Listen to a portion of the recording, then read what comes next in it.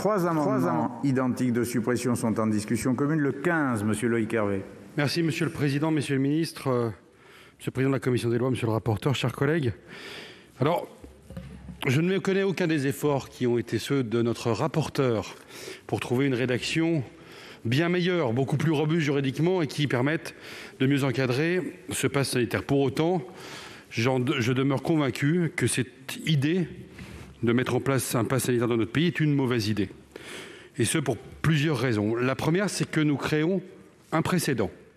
Sans doute pour une des premières fois dans notre histoire nationale, nous allons, pour l'exercice de liberté publique du quotidien, devoir justifier de notre état de santé.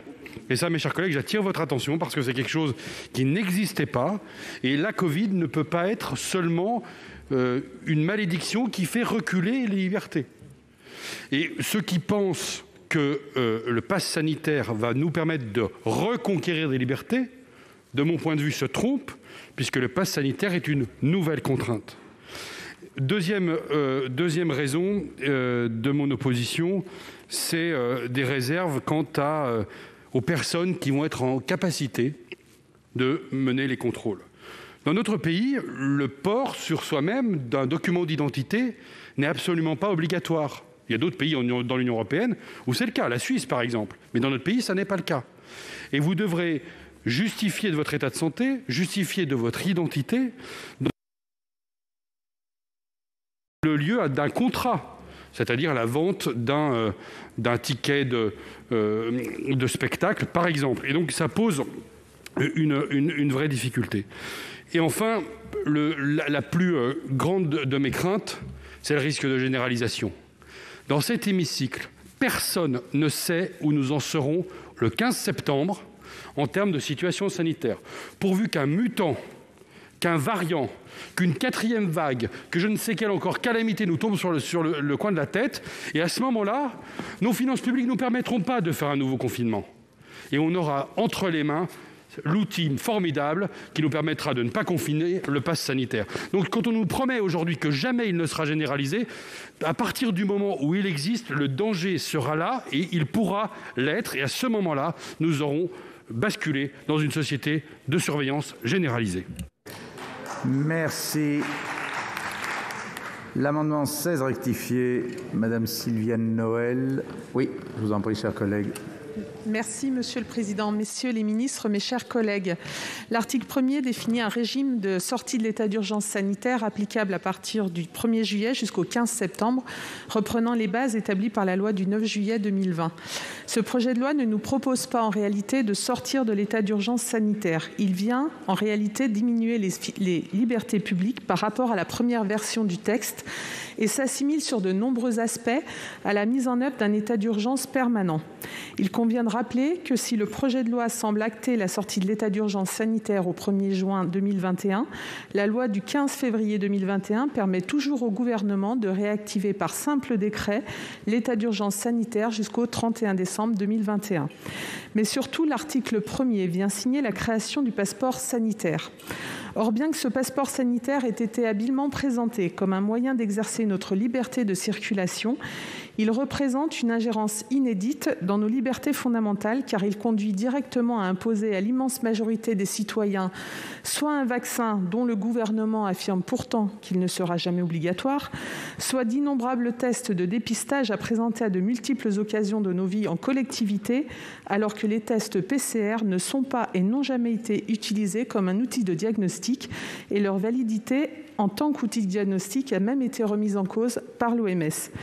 Il n'y a donc à ce jour aucun motif valable pour justifier la mise en place de ce passeport sanitaire, permettant ainsi ouvertement la discrimination en créant une catégorie de citoyens de seconde zone. Ainsi se dessine avec ce projet une société d'apartheid où des citoyens bien portants seront mis au banc de la société. Cela est inacceptable et je crains, comme mon collègue, que nous mettions le doigt dans un engrenage très dangereux pour nos libertés fondamentales. Je vous invite donc, mes chers collègues, à rejeter cet article. Merci. La parole est maintenant Madame la Présidente Assassi pour le 67. Oui, merci Monsieur le Président, mes chers collègues. Donc cet amendement de suppression de l'article 1er confirme notre opposition à ce nouveau régime juridique de sortie de l'état d'urgence sanitaire pour les raisons que j'ai déjà eu l'occasion d'expliciter dans la présentation de notre question préalable. Ce nouveau régime juridique est une véritable zone grise entre le droit commun et l'état d'urgence, et ce qui permettra au gouvernement de continuer à disposer de larges pouvoirs de police administrative. Certes, il ne pourra interdire aux personnes de sortir de leur domicile, comme sous l'état d'urgence, mais il pourra toujours interdire la circulation des personnes et laisser le couvre-feu se poursuivre jusqu'au 30 juin, suite à un amendement du gouvernement adopté en commission. C'est ce régime plus que bancal juridiquement qui a conduit la commission des lois à repousser la fin de l'état d'urgence sanitaire au 30 juin prochain. Nous n'y sommes pas favorables, comme nous ne sommes pas favorables à la prolongation du couvre-feu. Aucune preuve sérieuse de l'utilité de ce couvre-feu n'a été apportée. Quel message adressons-nous à nos concitoyennes et à nos concitoyens si, dans un projet censé organiser la sortie de crise, nous prorogeons l'état d'urgence sanitaire? Le message n'est certainement pas plus confus que celui du gouvernement, mais il n'est pas moins trompeur. En outre, au sein de cet article, le gouvernement a donc fait adopter par voie d'amendement en commission à l'Assemblée nationale une mesure que je qualifierais d'originale, cette fois, c'est-à-dire celle visant à mettre en œuvre un pass sanitaire sur le territoire national. Ce véhicule législatif a permis au gouvernement de se passer de l'avis du Conseil d'État sur le sujet et d'une étude d'impact détaillée sur l'outil qui est proposé. Ce qui apparaît assez pratique, étant donné le nombre de questions qui restent en suspens quant à la mise en place de ce pass. Quel contrôle sera effectué par qui? Quel en sera le support? Quelle conservation des données? Et enfin, ne se dirige-t-on pas vers une obligation tacite de la vaccination? Je vous le redis, et tel était le sens de la question préalable. Nous opposons aux réponses autoritaires du gouvernement sur des questions aussi importantes et à la gestion de cette crise par un enchevêtrement incessant des lois d'exception, dictées par une conception que je qualifierais aussi de verticale du pouvoir et qui me semble être nuisible à notre démocratie. Merci. Avis de la commission, monsieur le rapporteur, sur les 3 amendements identiques. Mes chers collègues, faisons attention tout de même, parce que refuser l'article 1er parce qu'on est hostile au pass sanitaire, c'est abandonner aussi des dispositions sans lesquelles il n'y a plus de réglementation possible pour protéger les Français contre les contaminations à partir du jour où serait promulguée la loi. Le pass sanitaire, c'est 9 alinéas sur les 27 de l'article 1er. C'est un premier point. Les journalistes diraient « ne jetons pas le bébé avec l'eau du bain ». Bon, mais s'agissant du bébé, parlons-en tout de même. Nous avons considéré qu'il était mal formé et nous avons, dans les délibérations de la commission des lois, apporté un certain nombre de garanties au régime de ce pass sanitaire.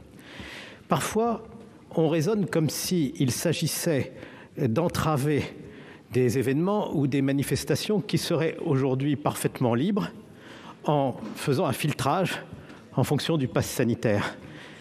Ça n'est pas du tout la manière dont la réalité se présente. La réalité, c'est que ce sont des événements qui sont aujourd'hui interdits et peuvent continuer à l'être. Donc le pass sanitaire n'est pas un instrument qui viendrait restreindre des libertés par rapport à la situation actuelle, ici et maintenant. C'est un instrument qui permettra au contraire d'assouplir des interdits qui aujourd'hui sont radicaux. J'entends bien un argument auquel je suis moi-même sensible, parce que je ne me suis pas engagé à proposer les solutions que j'ai proposées à la Commission sans m'être profondément interrogé sur ce texte. C'est l'argument du précédent. Ce serait la première fois qu'on subordonnerait l'accès à un événement, à une manifestation, à un lieu quelconque, à une information de santé. Et c'est vrai, mais c'est la raison pour laquelle nous avons veillé, d'une part, à restreindre très strictement dans le temps la possibilité de mettre en œuvre le pass sanitaire. Je crois que ça, c'est très important. Il tombera à la date du 15 septembre, si notre texte est adopté. C'est aussi la raison pour laquelle nous avons prévu des sanctions pénales lourdes pour toute personne qui exigerait le pass sanitaire en dehors des conditions prévues par notre texte. Et ça, je crois que c'est important aussi. Et le pass sanitaire ne serait applicable qu'avec un décret en Conseil d'État qui fixerait toutes les garanties nécessaires, et seulement pour des lieux qui, par leur configuration, par leur nature même, seraient des lieux où, sans le pass sanitaire, l'autorité sanitaire serait obligée d'interdire la manifestation. Et je reviens beaucoup sur ce point. Au fond, si nous nous plaçons dans la situation de lever par paliers successifs toutes les entraves aux libertés, alors c'est un sas utile que de mettre en œuvre ce pass sanitaire en veillant bien naturellement à ce que les personnes soient habilitées à le contrôler et que l'autorité administrative remplisse pleinement sa fonction. Donc, mes chers collègues, la Commission émet un avis défavorable à ces amendements, mais elle rejoint les préoccupations qui vous ont motivé en posant des garanties, et elle préserve ce faisant le reste de l'article 1er, qui est tout de même bien utile. Nous avons, Sénat de la République, une responsabilité vis-à-vis des Français. Nous sommes une assemblée libre et indépendante et non alignée. Et la seule assemblée, je pense, en ce moment, où le débat peut déboucher sur une transformation réelle de la loi. Cette transformation de la loi, nous vous la proposons. Essayons d'assumer notre responsabilité qui consiste tout de même à ne pas trop baisser la garde dans la lutte contre le Covid-19 en nous donnant les moyens de cette sortie progressive de l'état d'urgence sanitaire. Merci, monsieur le rapporteur. Avis du gouvernement, monsieur le ministre. Oui, monsieur le président, et rapidement pour ne pas abuser de votre patience, quelques éléments en complément rapide de ce que vient de dire monsieur le rapporteur. D'abord, en répondant à madame Noël, que je ne vois plus, en tout cas, pour dire que oui, il y a un soubassement sanitaire au déploiement du pass sanitaire, et c'est d'ailleurs ce qui conduit l'ensemble des pays européens à faire de même. Il est effectif, monsieur Loïc Hervé, le sénateur Hervé, que nous créons un précédent. D'une certaine manière, c'est ce que nous faisons depuis quelques mois, et voire un an, en essayant d'avoir le meilleur équilibre possible entre sécurité et régulation, ce qui n'est pas tout le temps facile, mais nous essayons d'être le plus équilibré possible. Et c'est pour cette raison que nous ne faisons pas le même choix que certains nombres de nos pays européens, c'est-à-dire que nous ne le faisons pas pour le quotidien, nous ne le faisons pas pour les courses, nous ne le faisons pas pour les restaurants, nous ne le faisons pas en référence à une circonscription commune avec la sénatrice Noël pour la Chartreuse du Reposoir, en tout cas pour tous ces éléments qui, effectivement, iraient probablement trop loin. En tout cas, sur cette question de la liberté, je pense que cette question est un peu plus complexe que cela. D'autres pays européens, au nom même de la liberté, et si vous regardez les débats, ont préféré déployer ce pass plutôt qu'un confinement ou plutôt qu'un couvre-feu.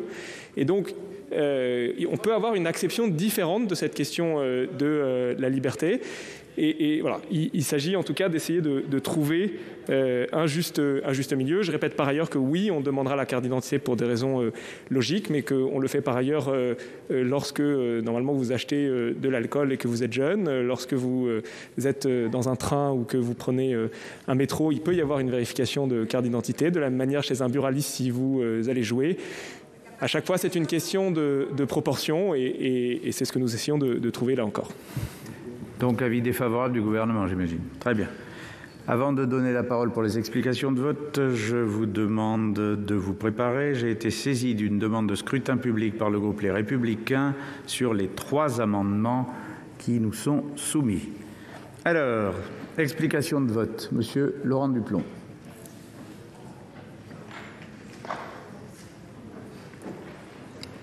Oui, Monsieur le Président, Messieurs les ministres. Moi, je vais soutenir l'amendement de Sylviane Noël comme de Loïc Hervé. Je ne suis pas d'accord avec ce système qui consisterait à nous dire que sans arrêt, nous sommes obligés de contraindre un peu plus notre population. Je pense que le jour où on va accepter ce pass, comme Loïc l'a dit, ça sera d'accepter que plus loin, comme le tyrolien sur une échelle, on crante les éléments et à chaque fois on en rajoute. On l'a vu depuis un an. On est passé par il n'est pas nécessaire de porter le masque dans la bouche du ministre de la Santé. Et aujourd'hui, vous avez tous un masque, même ceux qui sont vaccinés. Il faudrait un pass pour ceux qui sont vaccinés, mais il faudra quand même qu'ils portent le masque. Mais on est sur des paradoxes qui sont complètement hallucinants. Et on continue, comme si, avec une voiture où il n'y ait plus de feu, plus de phare, plus rien du tout, on continue de rouler, même si en face de nous, on sait que le mur est en face. C'est hallucinant. On est exactement sur le même sujet, sur les tests sérologiques.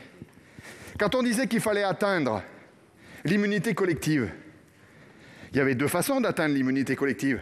Vacciner, monsieur le ministre, très rapidement, avec 250 000 praticiens entre les docteurs généralistes et les pharmaciens, 4 vaccins par jour, pour chacun, c'était 1 million de vaccinés tous les jours. On n'est pas à 20 millions de vaccinés, on est à peine à 10 millions de vaccinés, puisque normalement la vaccination c'est 2 doses, si les chiffres que j'ai retenus sont bons. Et que le test sérologique, qui permettait d'apporter une forme d'explication sur le principe de dire ceux qui ont eu la maladie ont un test sérologique positif et donc ne sont plus contraints par la maladie, on n'a jamais accepté depuis 1 an de faire que ces tests sérologiques soient reconnus.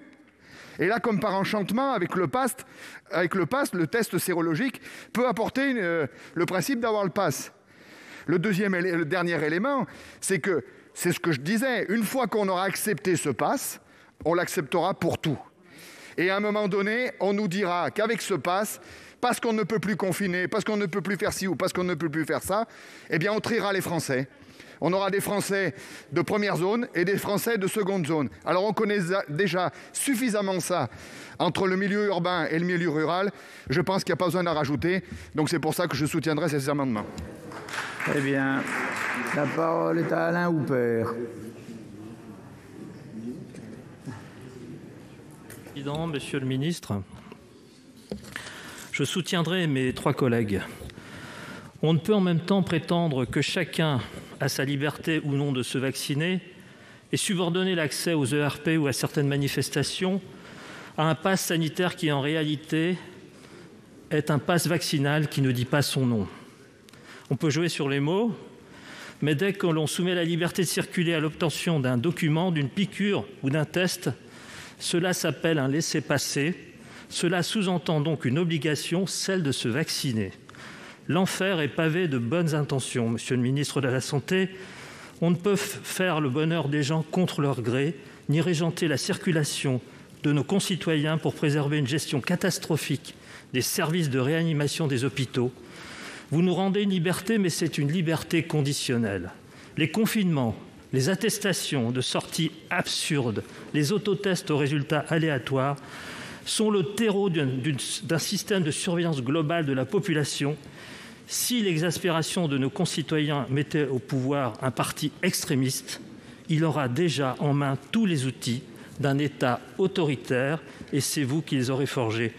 Monsieur Bas a évoqué l'article 1er. Il est vrai que le pass sanitaire prend en otage l'article 1er.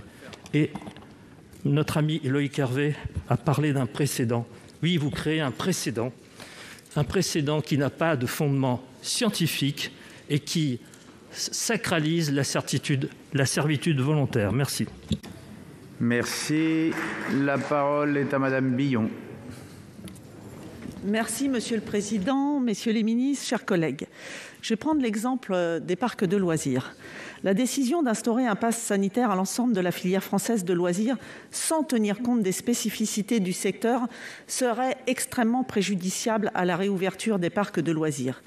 Ces derniers étant fortement contraints par les jauges prévues dans le cadre du projet de loi, seraient de surcroît soumis aux difficultés de mise en place de ce pass sanitaire fortement dissuasif pour les visiteurs potentiels. L'application d'une telle mesure n'est ni nécessaire ni adaptée dans les parcs de loisirs et risque de mettre en danger la reprise touristique de notre territoire.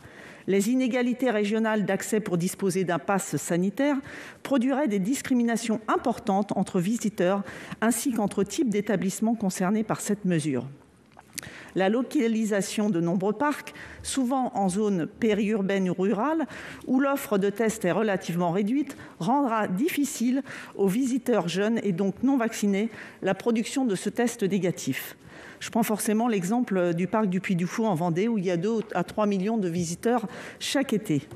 Par ailleurs, le pass sanitaire est également inapplicable en l'état aux structures de la filière qui ne disposent ni des compétences techniques pour apprécier la validité de la conformité des informations qui seront présentées, ni des pouvoirs de police permettant un contrôle systématisé de l'identité des visiteurs permettant de vérifier la concordance des informations médicales présentées. Il crée par ailleurs en France une rupture d'égalité et une concurrence déloyale entre les différents acteurs du tourisme, puisque d'autres lieux de tourisme et de loisirs n'y sont à l'inverse pas soumis, même si impliquant de grands rassemblements de personnes.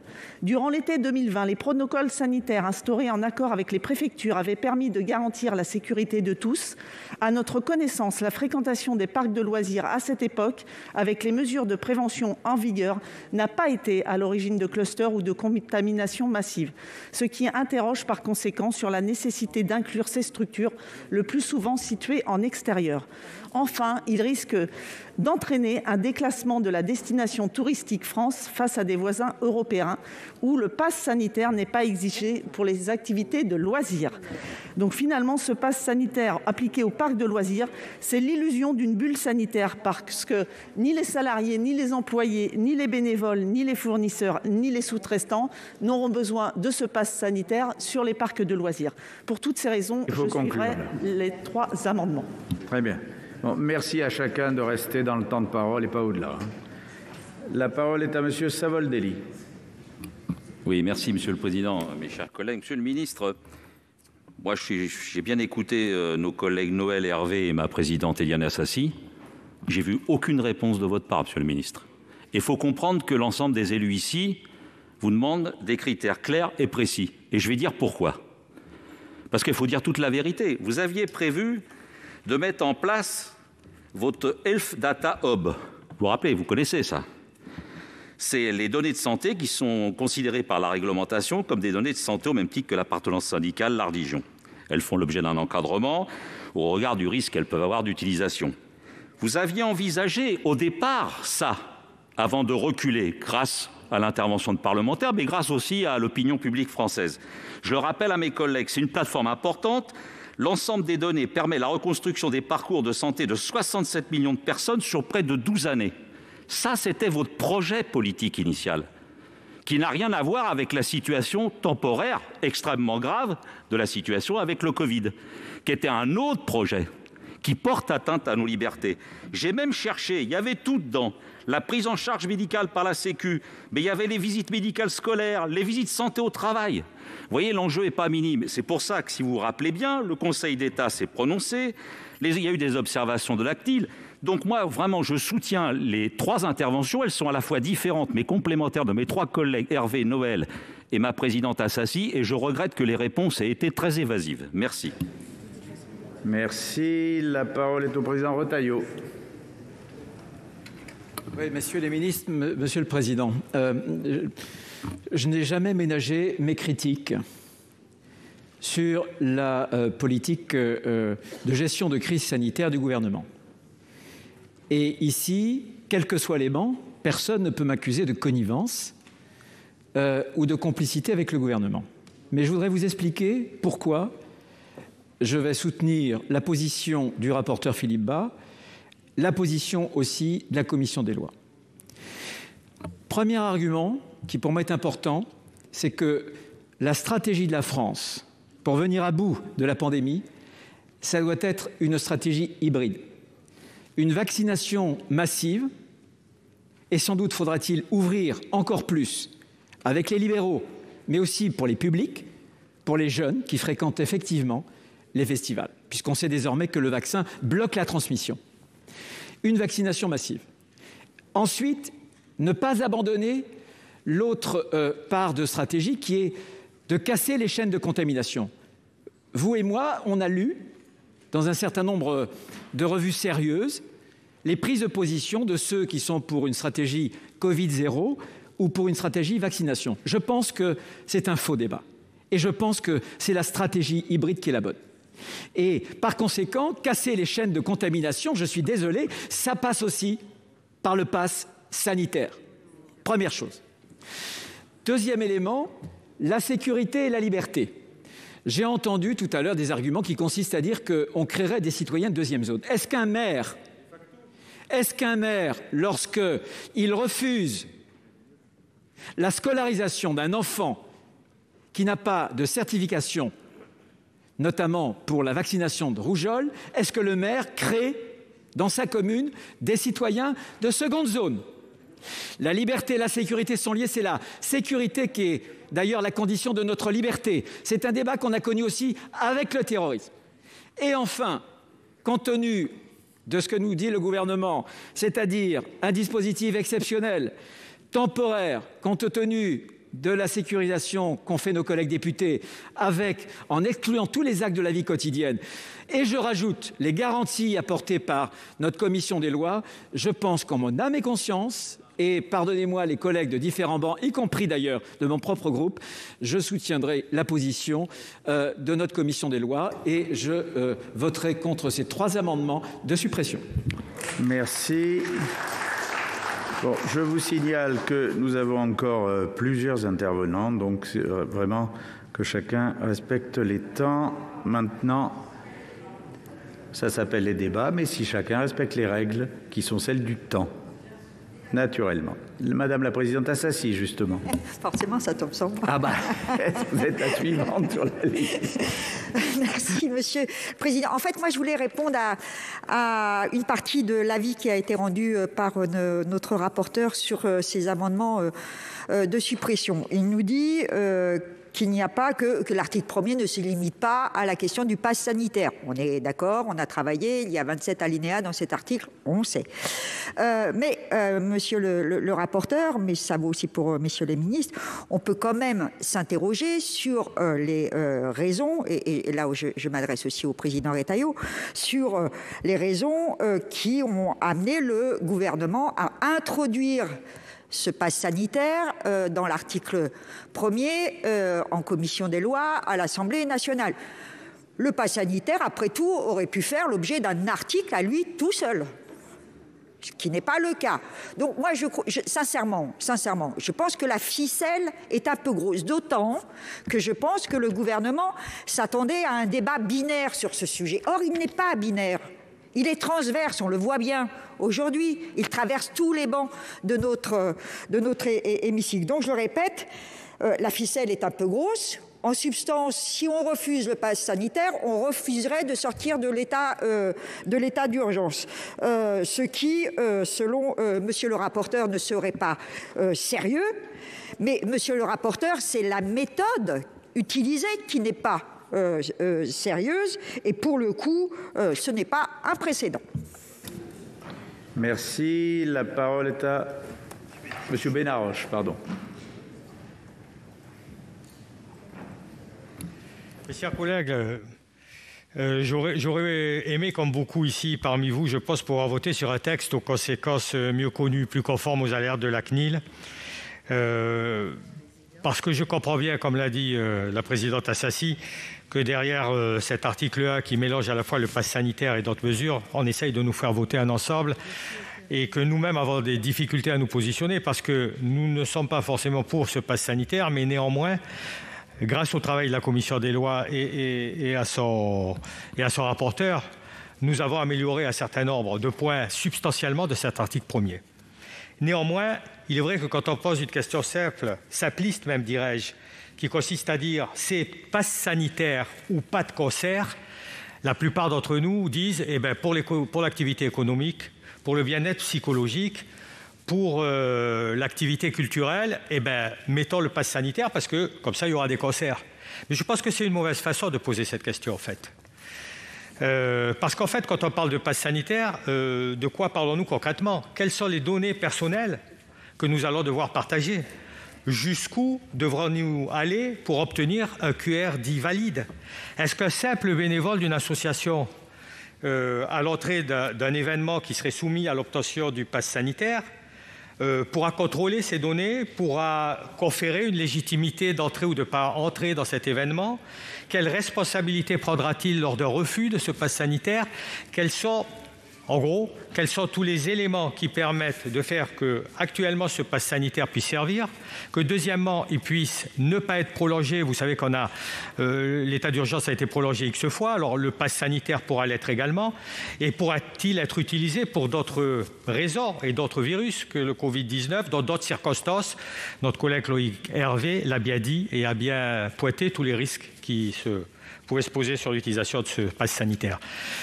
Donc nous sommes partagés en ce qui me concerne personnellement, et ça n'engage pas le groupe. Je voterai pour les amendements, je voterai donc contre le pass sanitaire, même si je suis conscient que dans l'article 1er figure un certain nombre d'autres éléments qui auraient pu être utiles.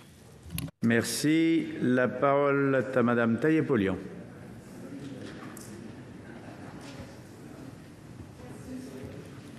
Pardon. Monsieur le Président, je crois que ce débat est un peu long, mais il est absolument essentiel parce que nous touchons là effectivement quand même à des questions éthiques, à des questions philosophiques, à des questions profondes par rapport à notre société, aux libertés qui sont les nôtres et à la façon dont nous pouvons gérer cette crise. Pour ma part, je considère que nous ne pouvons rentrer dans l'engrenage proposé par le pass sanitaire.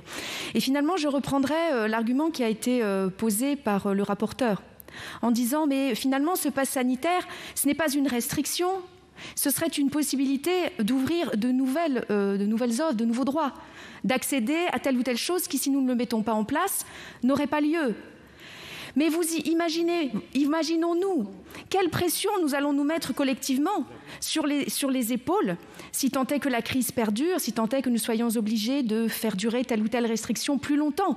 À ce moment-là, les professionnels de telle profession, les bénévoles de tel type d'association nous diront « mais c'est simple, vous l'avez déjà mis en place. Pourquoi ne nous permettez-vous pas de reprendre notre activité? Pourquoi ne permettez-vous pas de faire vivre notre tissu économique? Pourquoi? Et que répondrons-nous? Nous ne pourrons rien répondre.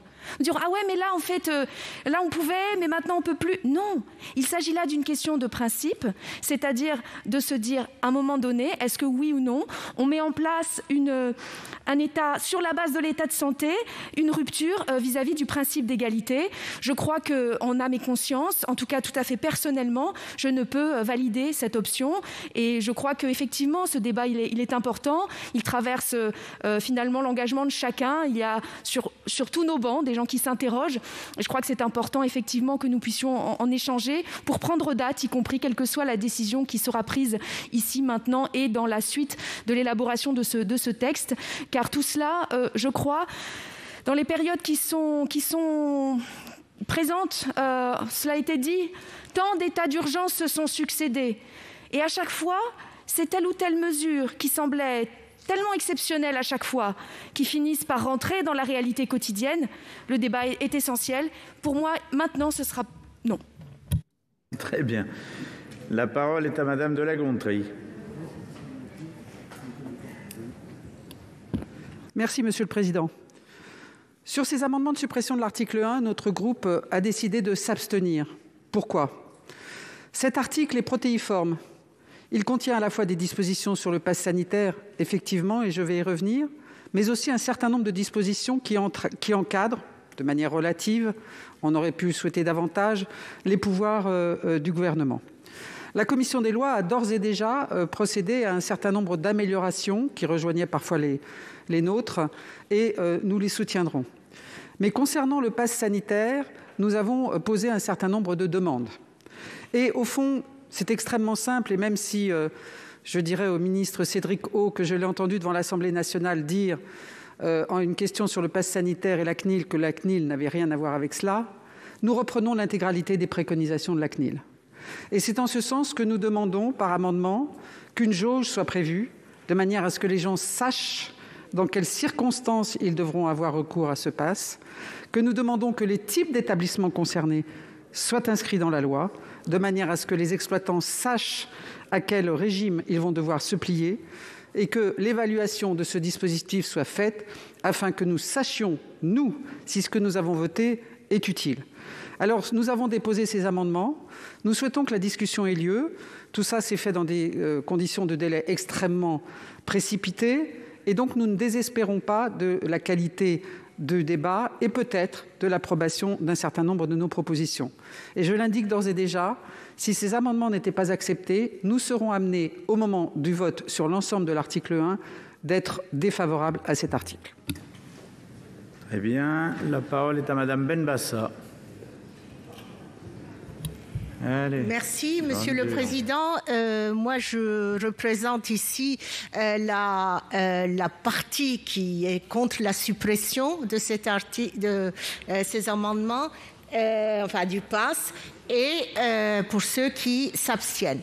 Parce que c'est vrai que pour le moment, 68% des Français ont décidé, ont demandé que le PASS soit adopté, et on n'a pas d'autres solutions à proposer. C'est vrai qu'il doit avant tout s'agir d'une mesure temporaire de gestion de sortie de crise. Nous ne pouvons pas concevoir une utilisation de ce dispositif au-delà d'une période où la France aura largement déployé sa politique vaccinale et atteint l'immunité collective sur son territoire. Quels lieux seront concernés exactement par la mise en place de ce pass? Et malgré les précisions de la Commission, les contours de la notion de grand rassemblement de personnes sont encore trop flous dans la version actuelle du texte. Et puis, bien sûr, il convient de définir clairement une jauge en dessous de laquelle la présentation de ce pass ne soit pas obligatoire. Merci. Merci. Les deux ministres ayant demandé la parole, je leur propose de ne prendre la parole qu'à la fin du parcours des orateurs. La parole est à Monsieur Chassaing. Président, messieurs les ministres, mes chers collègues, moi je vais être tout à fait bref, Monsieur le Président. Je suis tout à fait d'accord avec ce qu'a dit le président Retailleau et je suis aussi tout à fait d'accord avec le président Philippe Bas. Actuellement, on a un virus qui encore fait des décès. On a près de 5000, plus de 4000 personnes en réanimation. Il faut être très très vigilant. La liberté, c'est aussi d'aller dans une manifestation et de ne pas être contaminé. La liberté aussi, c'est pour lorsqu'on va faire des visites en EHPAD, par exemple, c'est de ne pas contaminer les EHPAD. Donc je pense que nous devons être très vigilants et bien sûr avec certains critères, comme l'a dit le rapporteur Philippe Bas, je pense que nous devons accepter ce pass sanitaire. Bien sûr, pas tout le temps, mais un certain temps. Les vaccinations, comme l'a dit Laurent Duplon, vont s'accélérer parce qu'on a des vaccins Pfizer qui vont être mis en place dans une nouvelle forme où on pourra les garder avec des températures autour de dans un frigo réfrigérateur normal. Donc ça va s'accélérer, mais pour l'instant il faut être très vigilant. Donc je voterai contre les amendements. Merci. Je vais donner la parole au ministre. S'il n'y a pas d'autres demandes. Loïc Hervé. Merci Monsieur le Président, Messieurs les ministres, chers collègues. Monsieur le rapporteur, ce n'est pas de votre faute si l'article 1er comporte autant d'informations. Il en comprend tellement, d'ailleurs, qu'en première lecture à l'Assemblée nationale, il ne comportait même pas le pass sanitaire. Et le pass sanitaire, il était dans un texte qui est toujours déposé sur le bureau de l'Assemblée nationale, qui a été déposé au mois de décembre l'année dernière, et qui, en gros, reprenait à peu près les termes de l'amendement qui a été adopté à l'Assemblée nationale. Et je rappelle à nos chers collègues que la semaine dernière, l'Assemblée nationale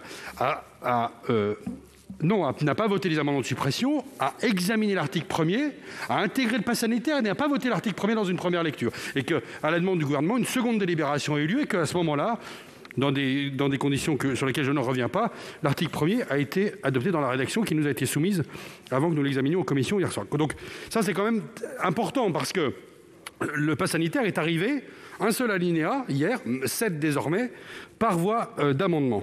Deuxièmement, le président de la République a pris l'engagement qu'il n'y ait aucune contrepartie à la vaccination. Et pardon, Monsieur le Président Retailleau, mais la vaccination n'est pas obligatoire contre la Covid. Ni pour les adultes, ni pour les enfants. Elle l'est dans les écoles, par la loi.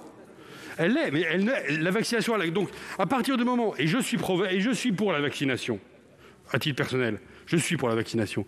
Mais j'estime qu'à partir du moment où le vaccin n'est pas obligatoire et qu'il n'y a pas de contrepartie à la vaccination, on est déjà, à partir du moment où on instaure le pass sanitaire dans la loi française, dans une forme de contrepartie à la vaccination. Enfin, sur la question des jauges, il faudra quand même nous expliquer comment un événement culturel peut se tenir dans une salle à 999 sans passe sanitaire, et à partir de 1000, c'est-à-dire à 1001, nécessiter qu'on mette en place tout un dispositif de contrôle de la santé. Et c'est pour ça que, effectivement, votre rédaction, monsieur le rapporteur, est bien meilleure que celle de l'Assemblée nationale. Enfin, mes chers collègues, vous avez sans doute reçu des centaines de mails de gens, souvent des chaînes, vous demandant de ne pas voter ce texte. Moi, il y a parmi ces mails-là un qui n'est pas une chaîne, qui est une personne handicapée qui m'a écrit, qui a écrit un certain nombre d'entre vous. C'est une personne qui ne peut pas être vaccinée, qui ne peut pas subir de test PCR, et même si elle respecte tous les gestes barrières, cette personne ne pourra pas avoir accès aux différents événements que nous lui interdirions de fait. Je vous mets en garde, mes chers collègues, à partir du moment où nous aurons ce type-là, nous aurons des difficultés de mise en œuvre extrêmement concrètes, parce que le QR code ne marchera pas, parce que telle personne ne pourra pas présenter les justificatifs qui sont exigés, et donc nous aurons une rupture d'égalité considérable. Très bien. Allez. J'ai un dernier orateur. Par pitié, si vous êtes en manque, n'hésitez pas à lever la main avant que je donne la parole au ministre. Non, il n'y en a pas d'autres. Monsieur Ravier. Merci, Monsieur le Président. L'amendement que je devais défendre, juste après les trois qui nous sont présentés ici, tout de suite, s'inscrivait dans une sorte de compromis. Il proposait un régime transitoire jusqu'au 15 juillet pour surveiller l'évolution de l'épidémie, en finir avec l'état d'urgence le 2 juin et interdire le pass sanitaire. Et je dis un amendement que je devais défendre car il semblerait que mon appel au courage parlementaire ait été entendu par un certain nombre de nos chers collègues de droite, pas tous, le président Retailleau ayant préféré abonder dans le sens du gouvernement, mais j'entends et j'ai entendu un certain nombre de sénateurs de droite et sénateurs. Il faut un certain courage que certains appelleront quand même une nouvelle erreur, une nouvelle faute. Eh bien, tous sur les bancs de droite ne sont pas de cet avis et préfèrent dénoncer une mesure liberticide qui n'est pas appliquée par un parti extrémiste, parce que j'ai entendu un de nos collègues envisager qu'un parti extrémiste pourrait se servir de ces mesures votées aujourd'hui pour les durcir davantage demain. Nous n'avons pas besoin de partis extrémistes, nous avons déjà le gouvernement qui a saisi cette crise sanitaire pour créer une crise démocratique. Voilà 1 an que le Parlement est méprisé, que le gouvernement et le président, en réalité, agissent seuls. Eh bien, nous avons l'opportunité, mes chers collègues, de mettre un coup d'arrêt à cette dérive autoritaire, à ces dérives extrémistes. Alors, je vous invite, pour celles et ceux qui hésiteraient encore, eh bien, à faire preuve de courage et à vous opposer à cette dérive en soutenant, comme je le ferai, ces 3 amendements. À tout hasard, Monsieur Ravier, vous ne retirez pas l'amendement suivant? Non. J'essayais de faire ce que je pouvais. Allez, la parole est maintenant au gouvernement. Alors, je ne sais pas dans quel... Monsieur Véran, je vous en prie. Oui, mesdames et messieurs les sénateurs, j'ai eu l'occasion il y a quelques mois de me prononcer à l'Assemblée nationale et au Sénat sur la question du pass sanitaire. Et j'avais dit, en amont donc, des débats que nous avons là, que je comprenais que ce soit un sujet de forte sensibilité, qui nous interroge, qui nous interpelle, et dont la réponse ne soit pas évidente. J'étais allé un cran plus loin en disant, avant même de connaître le contenu d'un texte de loi, je m'étais en quelque sorte mouillé en disant qu'à titre personnel, je ne serais pas favorable à ce que dans notre pays, on soit amené un jour à exiger de montrer un test ou une vaccination pour rentrer dans un restaurant ou dans des lieux, entre guillemets, de la vie quotidienne. Tous les Français ne vont pas au quotidien au restaurant, évidemment, mais pour des actes plus courants que des actes exceptionnels. Donc je me retrouve dans une partie des doutes qui ont pu être émis ici, et c'est vraiment avec humilité que je vous dis, comment ma conviction s'est forgée s'agissant de la version qui a été proposée par le gouvernement. Nous ne parlons pas là de lieux de la vie courante. Nous ne parlons là que de situations qui ont un caractère exceptionnel. Nous parlons là d'événements qui cumulent un certain nombre de facteurs. D'abord, une population assez importante. On a évoqué le seuil de 1000 personnes au minimum pour appliquer un pass sanitaire.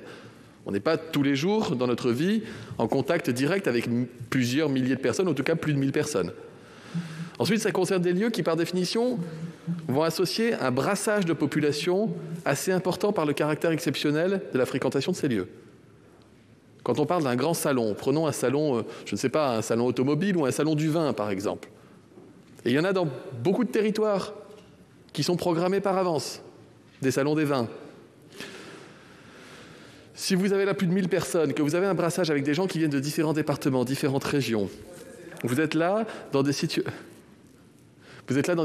qui sont potentiellement à risque de transmission du virus. Parce qu'une personne, ou 5 personnes, ou 10 personnes, si elles sont potentiellement contagieuses, peuvent en contaminer beaucoup d'autres. Si vous deviez être convaincu de cela, regardez ce qui s'est passé en France au cours des 15 mois écoulés et regardons ce qui s'est passé à l'étranger. Le plus gros exemple que nous ayons, c'est ce grand rassemblement, ce festival outdoor de motards aux États-Unis. Je crois que c'était dans le Dakota, je ne sais plus dans quel état c'était, où 400 000 personnes étaient là rassemblées avec un grand brassage de population.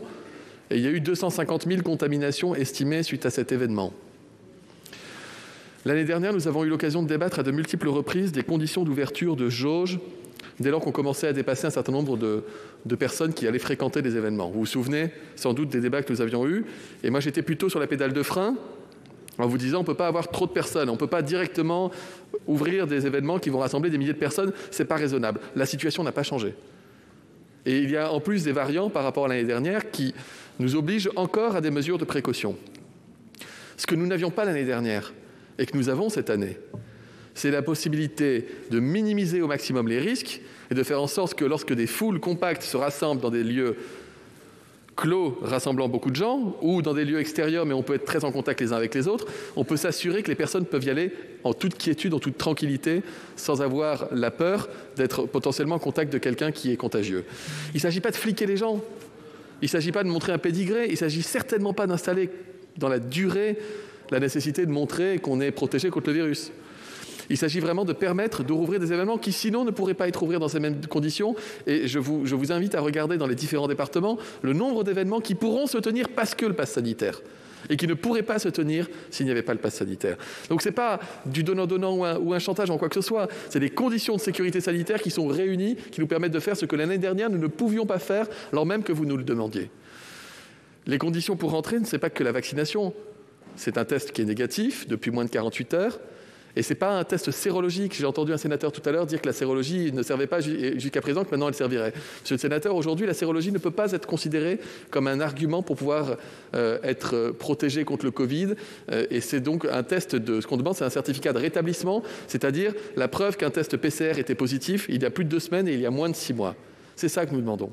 Et en définitive, la question qui se pose sur la vaccination. La vaccination, nous vaccinons de plus en plus vite, de plus en plus fort. 20 millions de primo-vaccinations, 30 millions bientôt, etc. Ces vaccins sont gratuits, ils sont proposés à la population. Et vous verrez, dans quelques semaines, nous devrons collectivement nous mobiliser pour inciter les Français qui hésitent encore à se faire vacciner.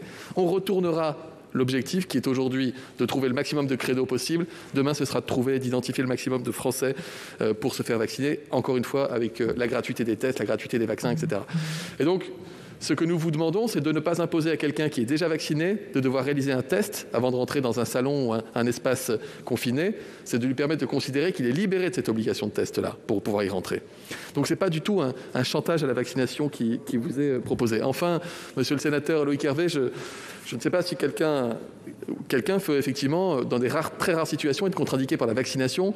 Je suis plus interpellé par l'idée que quelqu'un puisse être contre-indiqué pour la réalisation de tests diagnostiques. Non, mais je veux bien que quelqu'un vous l'ait écrit, je ne remets pas du tout ça en question. Je réfléchis juste à qui ne peut pas avoir un test PCR, un test antigénique, voire un test salivaire, pourquoi pas, si vraiment la situation l'exigeait. Enfin, je ne vois pas dans quelle situation ça peut se poser. Voilà.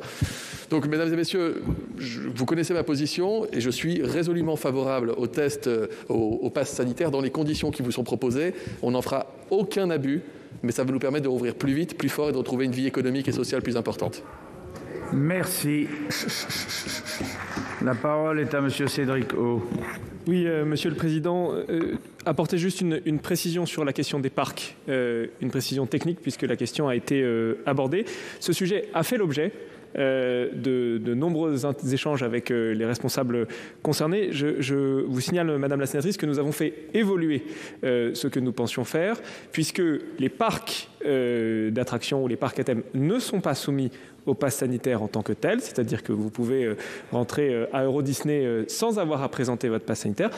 Par contre, et c'est vrai, mais là en cohérence avec ce que nous faisons par ailleurs, s'il y a un établissement recevant du public, donc une salle à l'intérieur du parc avec plus de 1000 personnes, ce qui correspond à certains cas mais qui sont quand même relativement limités, alors dans ce cas, l'accès à cette salle est soumis au pass sanitaire, ce qui est un équilibre qui nous a semblé le plus logique compte tenu de ce que nous décidions par ailleurs, mais qui permet au parc à thème, j'ai eu l'occasion de m'entretenir avec eux hier, de pouvoir rouvrir sans avoir tous les inconvénients évoqués et qui nous semble le meilleur équilibre possible.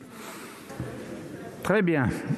Je vous rappelle que j'ai été saisi d'une demande de scrutin public par le groupe Les Républicains sur les amendements 15, 16 et 67.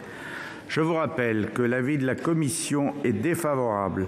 L'avis du gouvernement est défavorable. Si le résultat du scrutin numéro 120 sur les amendements identiques 15, 16, 67, compte tenu de l'ensemble des délégations de vote accordées par les sénateurs aux groupes politiques est notifié à la présidence. Nombre de votants 344. Nombre de suffrages exprimés 265. Pour l'adoption des trois amendements 43, contre 222.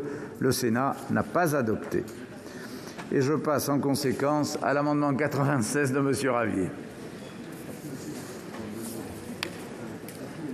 Comme j'aurais aimé vous épargner 2 minutes d'intervention, Monsieur le Président, mes chers collègues, mais bon, le courage a manqué quand même à beaucoup de monde, tant pis. Mes chers collègues, le régime de sortie de l'état d'urgence devrait, selon le texte du gouvernement, s'appliquer jusqu'au 31 octobre 2021. Cet amendement vise à raccourcir ce délai au 15 juillet 2021. Cela laisse 1 mois et demi au gouvernement pour organiser une sortie de l'état d'urgence progressive. Cet amendement prévoit également de réécrire l'article 1er afin de supprimer toute disposition visant à imposer le pass sanitaire. Après de longs mois difficiles pour les Français, la crise sanitaire semble enfin se calmer, et cela non pas grâce aux mesures restrictives du gouvernement, mais grâce à l'avancée de la vaccination. La décrue des cas de coronavirus et la baisse de la pression sur les services hospitaliers s'observent dans tous les pays européens, la France faisant partie des retardataires. En début d'année 2021, la fameuse étude de l'Institut australien Lowy avait estimé que notre pays se trouvait 73e au classement des pays qui avaient le mieux géré la crise du Covid. Un bien mauvais classement puisque l'organisme indépendant avait évalué en tout 98 pays. Depuis, un nouveau confinement, la fermeture des commerces et le maintien du couvre-feu n'ont pas redressé un bilan qui restera dans sa globalité catastrophique. Désormais, le gouvernement n'est plus dans l'urgence et doit maintenant travailler de concert avec le Parlement pour gérer la sortie de crise. En supprimant largement les pouvoirs des représentants du peuple pour les concentrer dans les mains de l'exécutif, votre politique met la démocratie, comme j'ai déjà pu le dire, en grand danger. Le couvre-feu ainsi que les fermetures et restrictions arbitraires doivent prendre fin au plus tôt. La possibilité de suspendre un certain nombre de libertés jusqu'au 31 octobre ne se justifie plus. Vous pérennisez ainsi la suppression de nos libertés. Cerise sur le gâteau d'une série d'erreurs et de revirements, la mise en place d'un pass sanitaire va à l'encontre non seulement des précédents engagements du gouvernement, mais aussi de l'égalité entre les citoyens de notre pays. L'article 1er, tel qu'il est pour l'instant écrit, prévoit en effet de restreindre un certain nombre d'activités aux seules personnes disposant d'un pass sanitaire. Le gouvernement propose, la droite sénatoriale approuve dans sa grande majorité. Un tel dispositif n'est pas nécessaire et met en péril les valeurs prônées par le triptyque républicain. Nous devons absolument refuser de nous habituer à ces mesures liberticides, même si l'on sait qu'il n'y a plus de ligne politique claire chez LR. J'invite tous les sénateurs, en leur proposant une seconde chance, qui se sentent encore en opposition à ce gouvernement, à voter cet amendement, afin de ne pas commettre une nouvelle faute et une nouvelle erreur, impardonnable, elle aussi, pour nos compatriotes. Bien. Avis de la commission, monsieur le rapporteur. L'avis est défavorable, Monsieur le Président, parce que cet amendement supprime tout instrument de lutte contre l'épidémie à partir du 15 juillet prochain. Moi, je ne trouve pas ça raisonnable. Chacun en pensera ce qu'il voudra, mais il me semble que ce serait prendre avec la santé publique des risques énormes et que la responsabilité est plutôt dans le sens de maintenir des moyens d'action qui permettent d'éviter une nouvelle flambée de l'épidémie. On serait tous bien malheureux, y compris l'auteur de l'amendement, certainement, si cette flambée survenait, faute qu'on ait maintenu nos capacités d'action. Même avis du gouvernement. Je mets aux voix le 96 avec 2 avis défavorables. Qui est pour?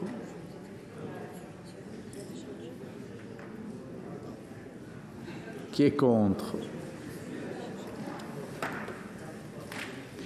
Il est rejeté. Le 36, Madame de La Gontrie. Merci, Président. C'est un amendement qui a vocation à renforcer le contrôle parlementaire du régime de sortie de l'état d'urgence, puisqu'il y a déjà un certain nombre d'informations qui sont transmises à l'Assemblée nationale et au Sénat, mais ici, ce n'est pas prévu de manière précise, et donc nous souhaitons que ce soit indiqué dans le texte. Merci. Avis du rapporteur. Il est défavorable. Défavorable. Avis du gouvernement? Oui, ce sera un avis défavorable. Je mets aux voix le 36 avec 2 avis défavorables. Qui est pour?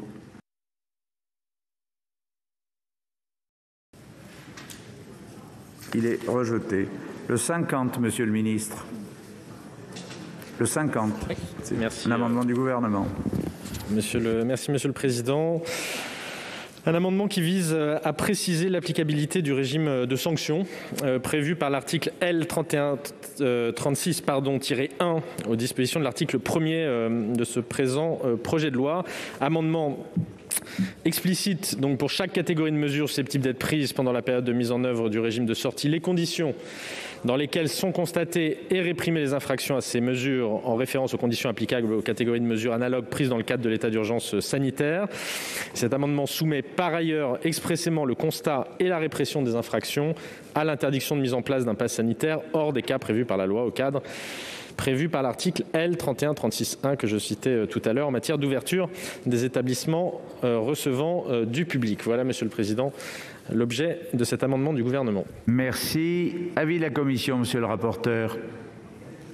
Défavorable. Défavorable. Sur cet amendement du gouvernement, un avis défavorable de la commission. Qui est pour? Qui est contre? Il est rejeté. Mes chers collègues, je suis saisi d'une demande de scrutin public sur l'article 1er par les groupes Les Républicains et le groupe CRCE. Je vais donner pour les explications de vote, mais je demande à chaque groupe de bien vouloir se préparer au scrutin public. Il va être procédé au scrutin public dans les conditions fixées par l'article 56 du règlement. Le scrutin est ouvert. Votez. Je vous rappelle que vous votez sur l'approbation de l'article et non plus sur un amendement. Voici le résultat du scrutin 121 sur l'article 1.